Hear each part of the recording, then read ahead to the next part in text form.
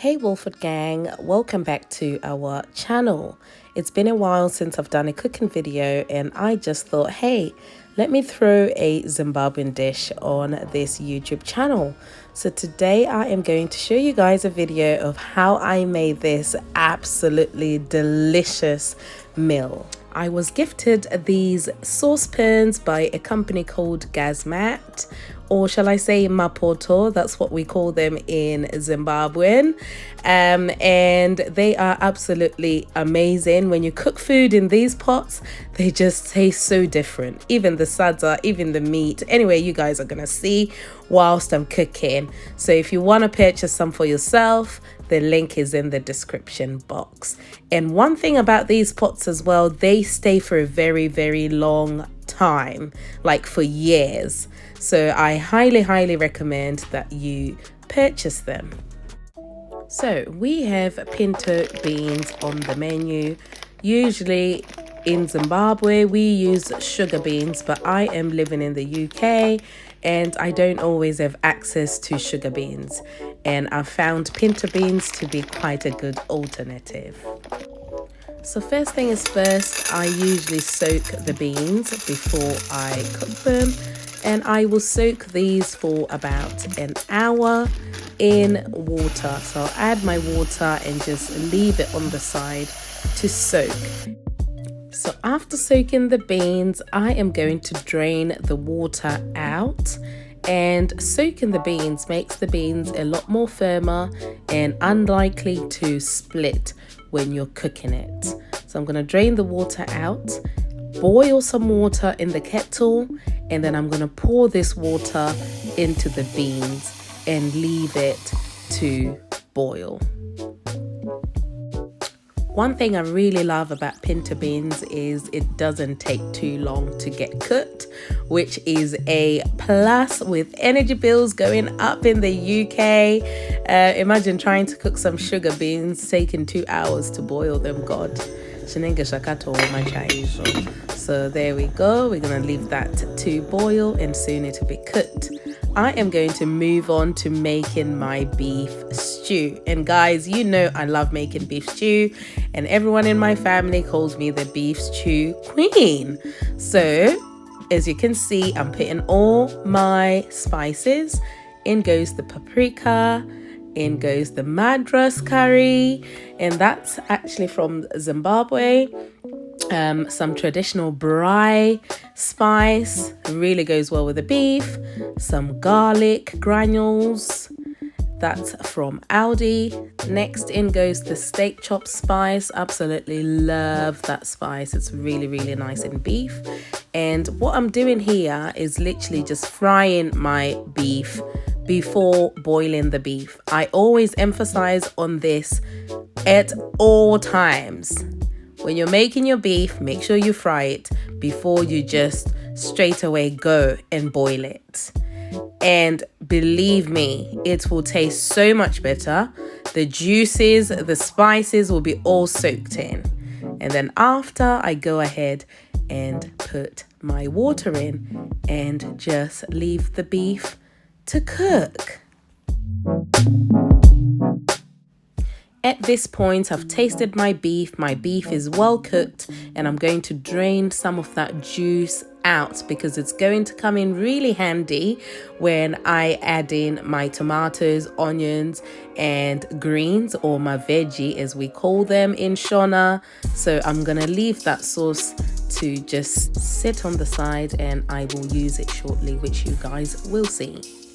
Living in the UK has made me realize we eat a lot of processed food, so when I'm making my beef stew, I always try and use fresh tomatoes. And guys, it tastes way better. It tastes so much fresher. Anyway, let's not get carried away with the chopping. Let's add some onion into the beef stew and also into the beans. I'm going to add some of that madras mild curry in the beans. It's literally the best. It tastes so good in beans. Gives it a really nice flavor. I'm also going to add in my tomatoes into the beans and add a bit of cooking oil and just leave it as that and let it cook properly. I'm gonna go ahead and do the same with my beef stew. As you can see, it's looking nice and brown, and I'm gonna go ahead and add some tomatoes as well. As you can see, it looks really lush, and what I'm gonna do is just add the greens onto the beef, and we call it Hayifiridzi in Shona. So now that the Hayifiridzi is all mixed in together, I'm just gonna close the pan and just leave it to simmer and cook properly. Next thing is I'm going to move on to making Sadza. Guys, kubika Sadza, which is making Sadza, is really difficult to explain. I can never give you the right measurements, but just watch what I'm doing and hopefully you can try it in your own home. And it takes a special person to be able to cook Sadza. It's not easy. It's quite a technique, hence why I'm saying it's really hard for me to tell you measurements and how to actually make it. Whilst the Sadza is cooking away, let's check on our Hayifiridzi, which is the beef stew and greens. Guys, just look at that. It looks so delicious. And I am editing this video right now, weeks after I've already shot this video, and I feel so hungry. I feel like, why am I tormenting myself? So we are in this together. If you feel like, I really want that dish, I feel the same too. Let's not forget our pinto beans. Oh my. That looks really good. And once again, guys, it tastes really good, similar to sugar beans. So do try pinto beans. Now that the beans and the beef are done, we move on to the Sadza, which is the last part. And this process is called kumona Sadza. Kumona Sadza is literally just mixing the Sadza together until you get the thickness that you desire. So yeah, this is Kumona Sadza, and once again, Kumona Sadza takes a really special person, because you have to use up all your energy to make sure that it's all mixed in together. Otherwise, if you don't do it properly, it won't be mixed in together, and people will call that mboza, which means the Sadza is not cooked properly or cooked to perfection, basically. Also, let me just add in this. There is something about Sadza that has been made in a Kango pot that hits differently. Sadza in a Kango pot hits differently. I repeat, Sadza in a Kango pot hits differently. Now that everything is ready, I am going to go ahead and serve my little family. And Sadza is one of our favorite dishes.